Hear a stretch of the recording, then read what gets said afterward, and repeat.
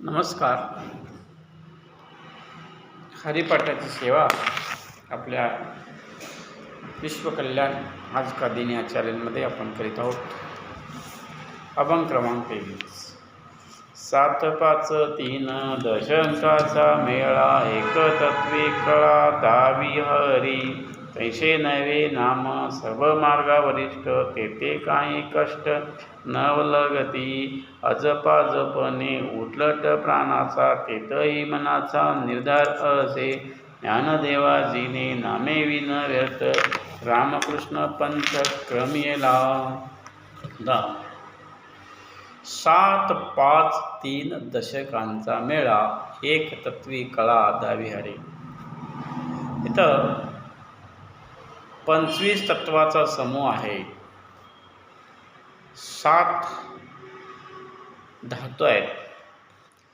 त्वचा, रक्त, मोह, मांस, मेद, अस्थि आणि मज्जा.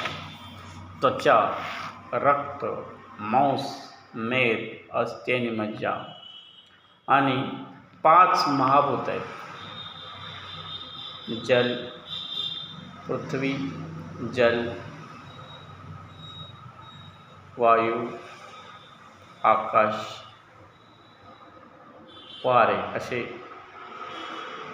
5 महाभूत आणि 3 दशक आहेत. म्हणजे 3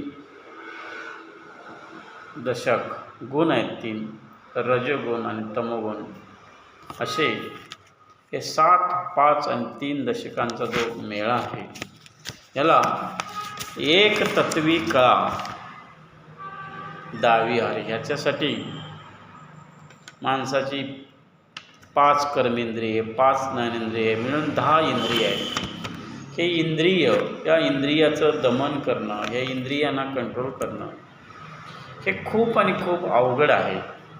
आणि हे कठीण काम माणसाला शक्य होत नाही. आणि म्हणून यासाठी सर्वासाठी तैसे नवे नाम सर्व मार्ग वरिष्ठ.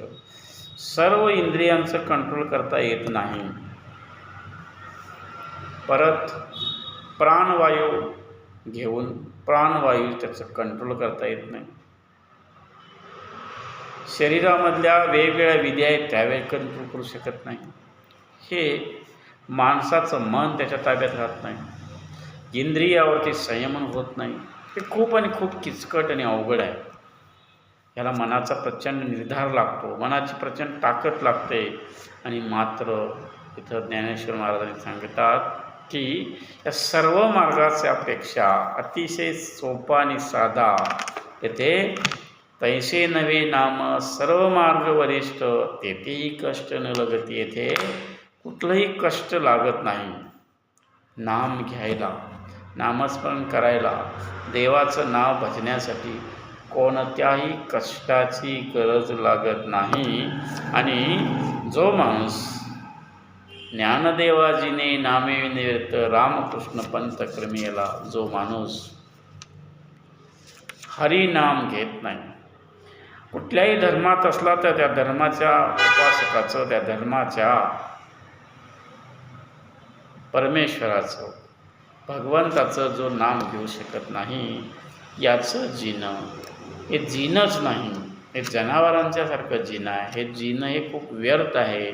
आणि म्हणून जो रामकृष्ण पंथ क्रमितो, सातत्यानं त्याचं नामस्मरण करतो, त्याचे आयुष्य हे उदंड खूप लाभदायक. सर्व गोष्टी आपोआपच त्याच्याकडे येतात, नक्की येतात. त्याला कोणत्याही गोष्टीची कमतरता भासत नाही. त्या माणसाचं मन, हृदय, बुद्धी स्थिर असते. तो निष्ठावान असतो, तो सुखी असतो. आणि जो स्वतः समाधानी असतो, सुखी असतो, तो इतरांना सुख देऊ शकतो, समाधान देऊ शकतो. हे नामस्मरणाचं महत्त्व इथं सांगितले आहे. तर सर्वांना रामकृष्ण हरी. हरे कृष्ण कृष्ण कृष्ण हरे हरे, हरे राम राम राम हरे हरे हा मंत्र, किंवा आपण आपला जो आपल्या नियमामध्ये सातत्य, आपल्या ज्यांनी ही निसर्ग निर्माण केलेला आहे, या निसर्गामध्ये आपण जगत आहोत. आपल्याला माहीत आहे रक्त प्रत्येकाला लागतं.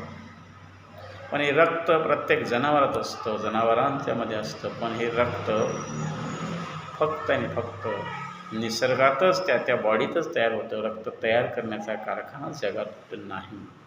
आणि म्हणून हे जग चालवणारा जो कोणी आहे याच्यासाठी आपलं नामस्मरण असावं हीच आपल्याला विनंती. धन्यवाद.